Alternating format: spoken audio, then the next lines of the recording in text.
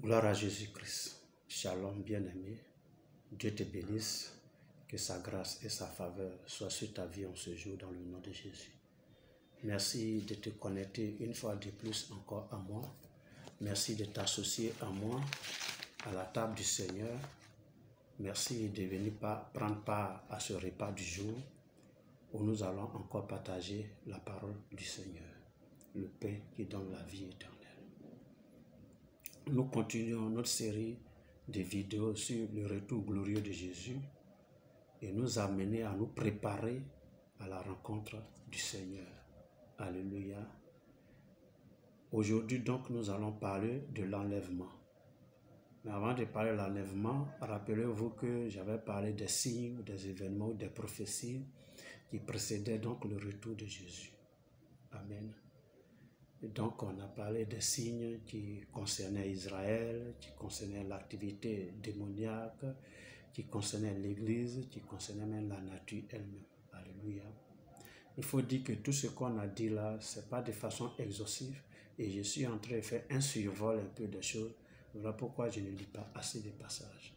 Mais tout ça pour éclairer la lanterne des gens, tous ceux qui me suivent, afin qu'ils puissent se préparer au retour glorieux de Jésus-Christ et qu'ils soient parmi les élus. Amen. Donc je parle de l'enlèvement aujourd'hui. Quand on lit la Bible dans le livre de Jean 3, au verset 17, la Bible dit ceci: Dieu n'a pas envoyé son Fils dans le monde pour qu'il juge le monde, mais pour que le monde soit sauvé par lui. Alléluia. Donc la première venue de Jésus n'était pas pour juger les pécheurs, mais c'était pour les sauver et les prendre avec lui. C'est-à-dire quand il finit de les sauver, après avoir accompli sa mission de salut, après avoir payé le prix du péché, tous ceux qui croiront en lui, il va les prendre avec lui. Alléluia. Et nous allons lire dans le livre de Matthieu, le chapitre 24, c'est un chapitre qu'on lit beaucoup. Je vais lire le verset 31, puis les versets 40 et 41. Le verset 31 dit ceci: Il enverra ses anges avec la trompette retentissante et ils rassembleront ses élus des quatre vents d'une extrémité des cieux à l'autre. Je relis. Il enverra ses anges avec la trompette retentissante et ils rassembleront ses élus des quatre vents d'une extrémité des cieux à l'autre. Donc il va arriver un moment et Jésus va envoyer ses anges avec la trompette retentissante. Et ces anges vont rassembler les élus de Jésus, tous ceux qui croient en lui, d'une extrémité de la terre à une autre, d'une extrémité des cieux à un autre. Alléluia. Et les versets 41 les versets 40 et 41 que je vais lire disent ceci: Alors de deux hommes qui seront dans un champ, l'un sera pris et l'autre laissé. 41. De deux femmes qui moudront à la meule, l'une sera prise et l'autre laissée. Donc pour montrer que ça va se passer de sorte que là où il y a des personnes, certains seront pris et d'autres vont rester. Alléluia. Ça peut être au champ, ça peut être à la maison, ça peut être dans le lieu de travail, ça peut être au marché, ça peut être même à l'église, mais des personnes seront de façon instantanée, de façon brusque, prises de terre, et puis les autres vont rester. Alléluia. 1 Thessaloniciens 4. 1 Thessaloniciens 4. On va lire ça. 1 Thessaloniciens 4. On va lire le verset 13 à 18. C'est long, mais je vais lire. Nous ne voulons pas, frères, que vous soyez dans l'ignorance au sujet de ceux qui sont décédés, afin que vous ne vous affligez pas comme les autres qui n'ont point d'espérance. Car si nous croyons que Jésus est mort et qu'il est ressuscité, croyons aussi que Dieu ressuscitera par Jésus et avec lui ceux qui sont décédés. Voici en effet ce que nous vous déclarions d'après la parole du Seigneur. nous les vivants, restés pour l'avènement du Seigneur, nous ne dévancerons pas ceux qui sont décédés. Car le Seigneur lui-même a un signal donné à la voix d'un archange et au son de la trompette de Dieu, descendra du ciel et les morts en Christ ressusciteront premièrement.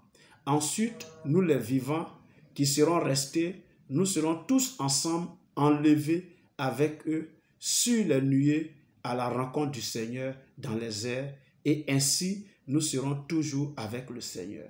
Consolez-vous donc les uns les autres par ces paroles. Alléluia. Donc, les chrétiens qui meurent actuellement, la Bible dit qu'eux aussi, ils seront pris. Ils seront ressuscités premièrement, avant les vivants. Amen. Donc, les chrétiens qui sont déjà morts là, qu'on a enterrés déjà là, il ne faudrait pas qu'on se lamente par rapport à eux, mais soyons plutôt dans la joie. Parce que eux, parce qu'ils sont morts dans le Seigneur, alors Dieu va les ressusciter premièrement d'abord, avant de prendre les vivants. Alléluia. On va lire dans 1 Corinthiens 15. 1 Corinthiens 15. On va lire les versets 22 et 23. 1 Corinthiens 15, les versets 22 et 23, qui dit ceci. Et comme tous meurent en Adam, de même aussi tous revivront en Christ. Alléluia. Mais chacun en son rang.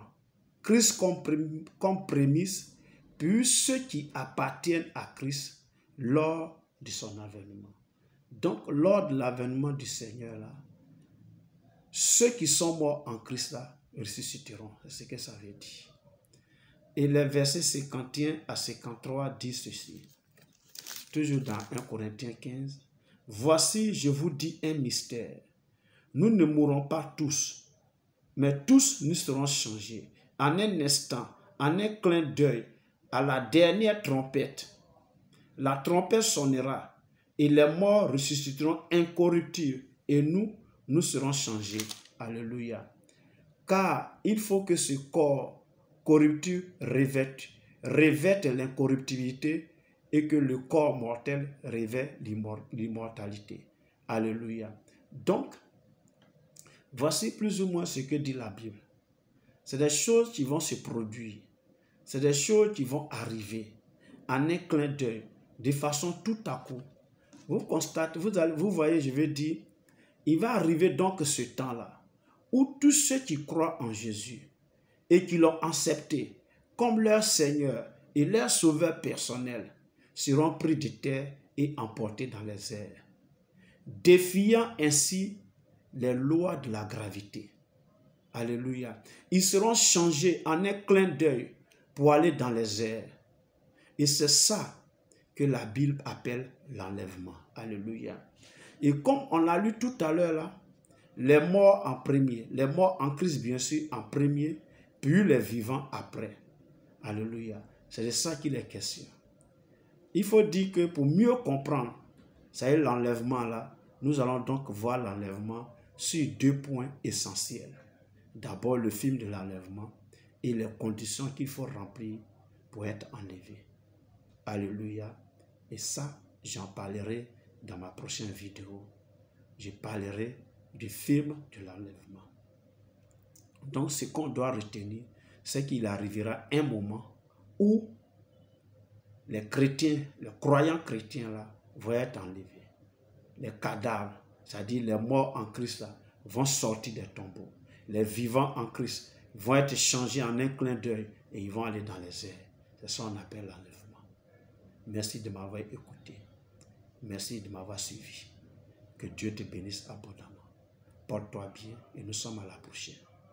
Dans le nom de Jésus-Christ. Amen.